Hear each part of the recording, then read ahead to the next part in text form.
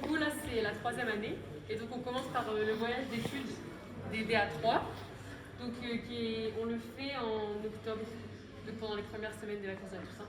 Et donc, c'est toute la classe qui part? Toute la promo. D'accord. De 3e année, ensemble. Et là, on est allé au Havre. Et donc, on part avec plusieurs de nos professeurs. Donc, les profs de dessin, de photo et de direction artistique. Et donc, c'est un voyage d'une semaine. On doit faire un carnet de croquis. On doit réaliser aussi une série de photos. On voit là-haut. Il faut choisir un thème. Et on doit après donc, réaliser des images graphiques à partir de notre voyage, des photos de notre voyage. Et ensuite, on réalise une édition avec les images graphiques, la photo et le carnet de dessin. Et donc, on doit réaliser ensuite une typographie du Havre et l'édition qui est ici. Donc là, on est encore sur cette idée de résumé. Ça veut dire que de l'identité d'une ville, on doit découler une édition et des visuels. Voilà, c'est ça. Et le voyage, c'est vraiment... ça renforce les liens de la promo. C'est vraiment un peu... c'est une expérience assez forte. Et comme on est une semaine à 80 tous ensemble, même par rapport aux professeurs qui sont là, on développe un peu des liens avec eux. Et voilà. Et je trouve que ça soude la promo énormément. Voilà, Ok. c'était super. Donc après, là, Et donc on fait de la sculpture à Bellingen. Voilà, une fois. Donc c'est en dessin, toujours en dessin en 3e année, avec Rémi et Pierre. On doit faire une chimère. Donc on commence toujours par des croquis préparatoires. On mélange des animaux, on fait un dessin, un rendu dessin, et ensuite on doit élever notre dessin en sculpture avec de la plastiline. Et c'est un sujet qui normalement se fait à partir de dessins d'observation réalisés à la galerie paléontologie. On peut croquer plusieurs animaux et ensuite on peut vraiment laisser libre cours à notre imagination pour les assembler comme on veut. Et ensuite on fait un rendu le plus réaliste possible. Donc on voit ensuite les travaux sur Photoshop où on a pris notre sculpture et on a vraiment essayé de la rendre le plus réaliste possible. Ça ressemble vraiment... Et donc en fait on part des croquis d'animaux à cette sculpture-là, et ensuite la sculpture, on prend une photo en vrai, on passe sur Photoshop, et le rendu final, c'est ça. C'est les rendus avec les détails, les matières, et on doit leur donner un petit nom. Ah. Voilà, et donc ça c'est un dessin. Donc ça, c'est un peu les projets d'animation. D'animation, non, ça c'est vraiment juste du dessin, et comment on peut rendre quelque chose de réaliste, et comment en fait par notre imagination on peut rendre quelque chose de réaliste, et c'est des créatures qui pourraient vraiment exister, quoi. Et comment faire on dirait presque des photos en fait. C'est pour ça que je pense à ça. On aurait dit quasiment des modèles de bêtes d'animation pour faire du film oui. derrière. Ça me Ok, fait penser. j'avais pas compris. Et on continue du coup à faire de la calligraphie. Ouais, 1e année toujours de la calligraphie. Voilà, c'est de la calligraphie mais qui va se rapprocher de plus en plus de la typographie parce qu'à la fin on va pouvoir créer nous-mêmes notre propre typographie. Et donc au début on recommence comme en 2e année à faire de la calligraphie à la main, vraiment perfectionner notre connaissance des lettres et ensuite les dessiner le mieux possible pour que ça ressemble le plus possible à des vraies lettres de typographie. Et ensuite vraiment on passe à la typographie par l'apprentissage de la calligraphie à la main. Et ça par exemple, c'est des écritures inventées donc sur un thème. Donc là, par exemple, c'était les fleurs. Et donc, d'un dessin, comment on transforme ce dessin en signe. Et ce signe, après, donne un alphabet qui peut être écrit et qui pourrait être d'une autre langue et qui est cohérent. Et ensuite, là, le sujet, ça, c'est le sujet qui est en rapport avec le grand projet de licence. Et en fait, il faut créer une typographie. Donc tout ça, c'est des typographies qui ont été inventées par les étudiants en rapport avec leur sujet de grand projet. D'accord. Et donc après, là, il y a toute une partie d'édition. Ouais. Donc là-haut, on peut voir par exemple en direction artistique, on a réalisé des affiches en partenariat avec le cours de motion design où donc on avait une exposition à présenter à travers un moving poster. Un moving poster. Voilà. Donc c'est un poster animé, c'est ça? Une affiche animée? Oui, c'est ça.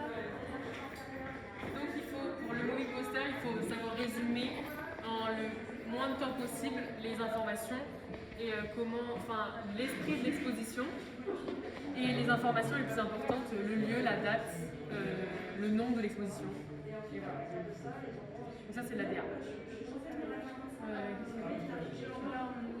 Ouais, en édition, on fait beaucoup de mise en page du coup. On a commencé par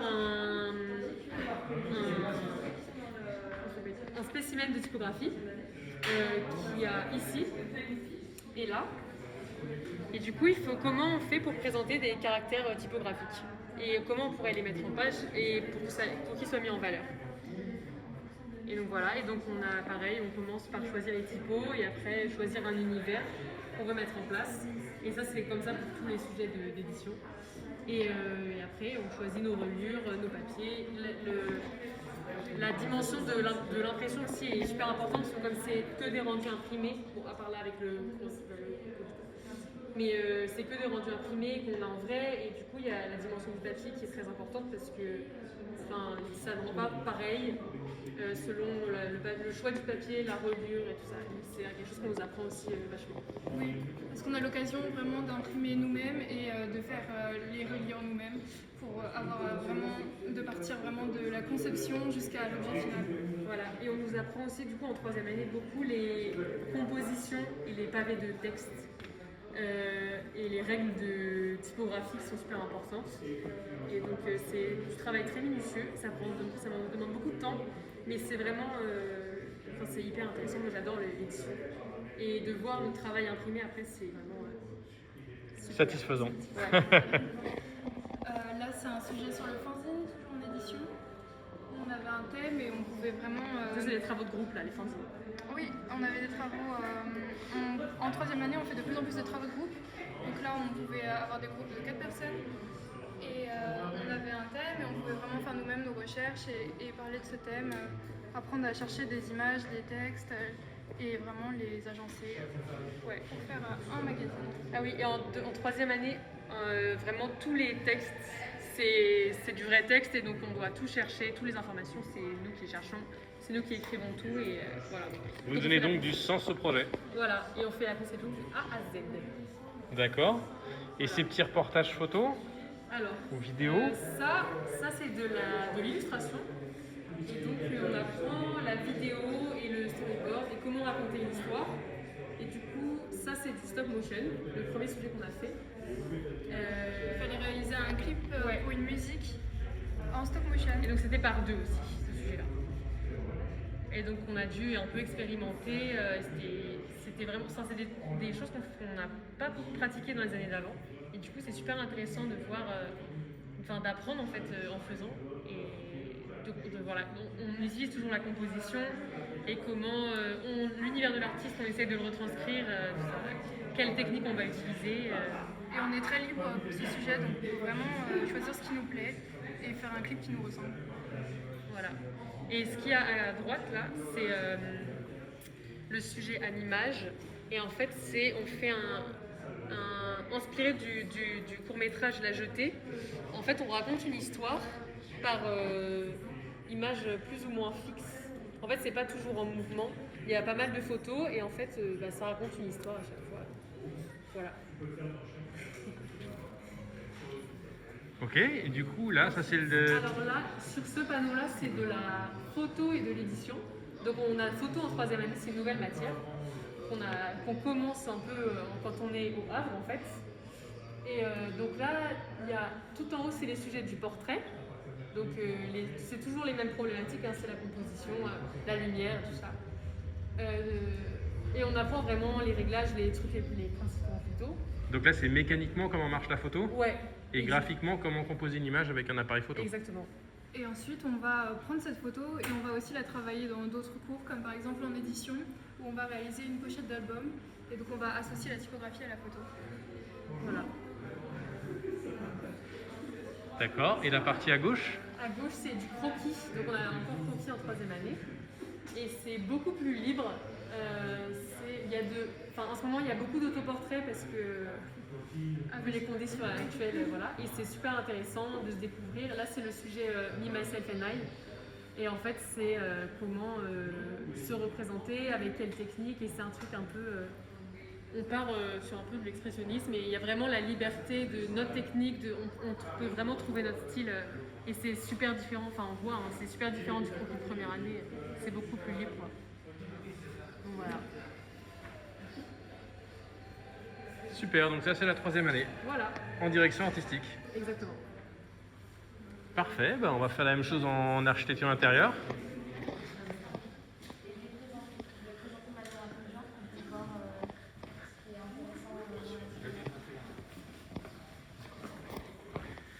Alors, Ça c'est maquette, donc comme on a vu tout à l'heure avec les projets d'abris et de fruits, donc là on va travailler sur les fauteuils du designer Pierre Paulin. Donc chaque étudiant peut choisir quel fauteuil représenter, et donc on va travailler la matière avec de la mousse, qu'on va travailler, découper pour arriver à ce résultat. On peut aussi, si on a des éléments comme on voit les pieds, le travailler en 3D qui vont être imprimés avec des imprimantes 3D, donc avec des logiciels. donc là c'est la copie de pièces existantes de Paulin retransmise à échelle réduite. Ouais, c'est ça, c'est tout à fait ça. Donc on a des plans, des coupes pour pouvoir le représenter au mieux. D'accord. Donc après, c'est un travail de design, et là c'est un travail en archidinte, donc c'est l'un des premiers travaux qu'on fait en 3e année quand on revient, donc le travail sur un stand. Donc on a un espace qui nous est donné et on doit pouvoir représenter une marque, faire un stand d'une marque. Donc c'est un peu comme la boutique qu'on a vue en 2e année. C'est ça, tout à fait ça. Donc toujours pareil. Ça c'est d'accord, le même projet. Et ça c'est en design. Donc c'est un projet qui vient juste de terminer. Donc c'est un stand toujours pour une marque, mais pour le design et non pour l'archi d'intérieur. Donc là c'est Burberry, et là c'est la marque de sac à dos Freestyle. Donc c'est ce qu'on voit avec nos professeurs, Monsieur Pompanini et Andy Migevant. Donc il y a tous les plans techniques, les coupes, les détails. Oui. On le dessine, on le réalise en 3D, on fait des scénarios, et on a aussi notamment là un produit sur une marque de vélo, des croquis, une représentation 3D. On fait des maquettes aussi, donc on a plein là.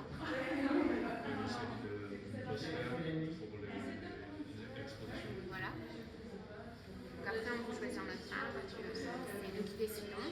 On étudie d'abord le produit, puis après comment le représenter, comment le mettre en avant cette marque. À l'accueil. Et donc là on passe au gros projet qui est en licence, donc notre projet de fin d'année. Donc comment faire un flagship dans l'école, donc à Bellingen. Donc on choisit une marque, on va l'étudier, et après on va essayer de s'intégrer dans les lieux, dans l'espace pour faire le flagship. Donc là on voit des 3D, et pendant ce projet on a toutes les matières qui vont être réunies. Donc le design, dessin d'espace,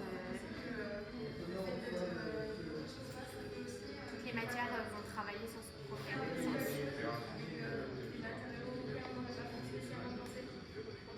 Des images 3D.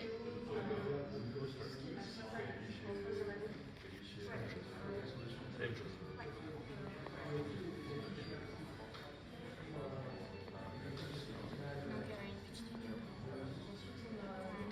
Donc là, c'est de la 3 dimensions qui est très poussée pour être au plus proche de la réalité et pouvoir présenter le projet comme il pourrait être en réel. Oui, en fait, on utilise des logiciels, on fait nos plans sur AutoCAD, et après on passe sur Revit, où là on peut construire en 3D, en 3 dimensions. l'école. Et donc en cours de maquette, comme on a vu les fauteuils de Pierre Paulin, et ben, on va pouvoir faire notre maquette pour notre licence avec notre enseignant. Donc il nous aide à comment à créer ce que l'on veut représenter. Et ça, on dirait que ça ressemble à la façade de Pellingen. Oui, tout à fait. On peut la modifier ou la laisser comme elle est. Parce que, comme je disais, c'est un flagship qui va s'intégrer à Pellingen. Donc ça, c'est la maquette d'un étudiant qui a fait un projet pour un restaurant dans Pellingen. Oui, c'est les 31 Factory, je crois, qu'on peut voir là, sur la vidéo. Avec quelques planches de matériaux pour la réalité. Oui.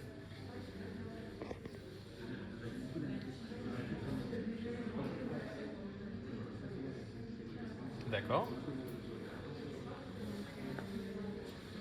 On peut passer en design aussi, on peut voir des projets d'archi. Donc par exemple, ici c'est un travail de groupe où une personne a travaillé l'espace de travail, une autre personne a travaillé l'espace de relaxation et une personne a travaillé l'espace de repos, donc dormir. Donc on va travailler sur un écologe qui va s'intégrer dans un espace et comment on va créer le design des espaces. Donc là c'est l'espace de travail, donc il a créé comment pouvoir dans cet espace s'intégrer, s'asseoir. Les usages. Voilà. D'accord. Et donc comme notre projet, on est parti à Venise, donc on a travaillé sur l'Arsenal. Donc on a fait un travail avec Archiconstruction sur l'Arsenal, comment créer un espace d'exposition dans l'Arsenal, donc qui est à Venise. Donc on peut le voir avec des axonométries, des plans. Donc là, c'est le même principe que le voyage des directeurs artistiques qui vont au Havre, qui sont allés au Havre cette année. Oui. Sauf que vous êtes allés à Venise. Oui. Nous, c'est Venise. Donc oui, on visite la ville, on dessine, on est notamment avec Monsieur Bonomo, puisqu'il cette année n'était pas là, mais normalement. Et donc on voit la ville, on essaie de s'intégrer et après, au retour de ce voyage, on a un projet à faire sur l'Arsenal qu'on aura été voir. D'accord. Merci Samuel, formidable.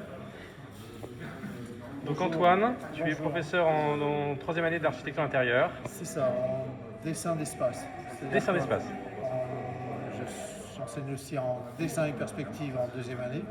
On apprend le tracé perspectif, les croquis à main levée, storyboard, l'expression, la mise en valeur de sa sensibilité et au service du volume d'architecture intérieure proprement dit, d'architecture aussi. Donc tout ça, ça fait lien en 2e année avec ce qui est fait avec, en dessin d'observation avec messieurs Golm et Nala. Et moi j'ouvre plus les horizons, si j'ose dire, pour travailler l'expression du volume intérieur. Et donc on commence par ce voyage initiatique que je qualifie d'initiatique à Venise, qui existe depuis plusieurs années, qui a été mis en place par Jacques Timousin, le professeur émérite de Pellingen, et qui permet aux étudiants d'être en immersion totale, sans mauvais jeu de mots, pendant 7 jours. Et 7 nuits, j'allais dire, parce qu'il y a du dessin de nuit, de 8h du matin, 8h30 jusqu'à 19h30, voire 22, 23h quand il y a du dessin de nuit. Donc toute la promotion d'architecture de 3e année part à Venise. C'est ça. Avec plusieurs professeurs. Exactement. Et le but, c'est de faire beaucoup de dessins sur la ville. C'est ça, c'est-à-dire c'est profiter de la possibilité de cette ville sublime et de pouvoir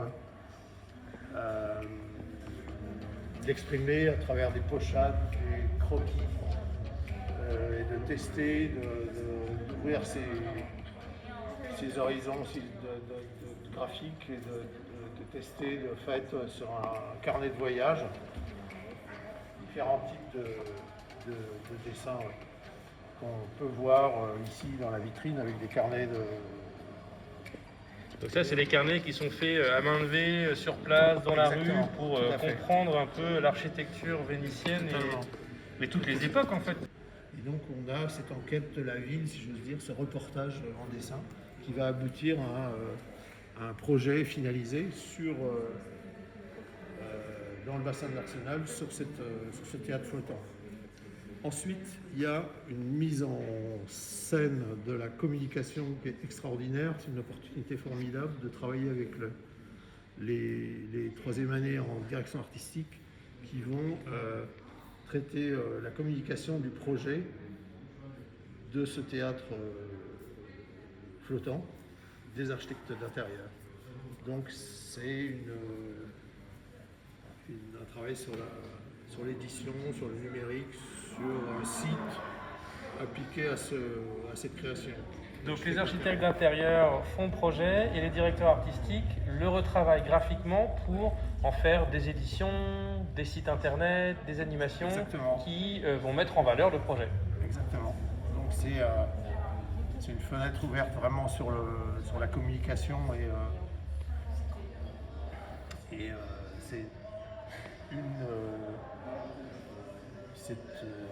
un paramètre absolument fondamental à maîtriser. La communication de projet. Bien sûr. Ouais. Et de travailler avec, j'imagine, d'autres futurs professionnels que sont les directeurs artistiques, avec deux langages différents et comment se retrouver au sein d'un même projet. Absolument, c'est absolument fondamental. Il ne suffit pas de créer un projet, il faut aussi savoir le communiquer dans ce qu'il a de plus intrinsèque, de plus fort. Et je trouve que l'association des deux capacités est formidable. Super, merci beaucoup Antoine pour cette présentation sur Venise. Merci. Et puis merci, oui. Pour revenir sur le travail avec les archives, nous en tant que DA, c'était hyper intéressant parce qu'on ne se croise pas trop avec les archives à Pellingen. Et du coup, c'était hyper intéressant de pouvoir travailler avec eux et de découvrir un peu leurs projets et de voir comment on pouvait mettre en forme et tout ça. Et enfin, c'était super intéressant et enrichissant. Et du coup, voilà, c'était le petit mot. Super, merci beaucoup à toutes les trois d'avoir fait la visite, au professeur aussi d'avoir fait la visite au fur et à mesure de l'exposition. Et puis écoutez, on vous souhaite plein de bonnes choses. Donc vous êtes en troisième année, vous passez votre grand projet, c'est ça, en fin d'année. Et puis du coup l'année prochaine, Master 1, quatrième année. Et bientôt pour le diplôme dans 2 ans en agence. Voilà. Merci beaucoup pour cette présentation.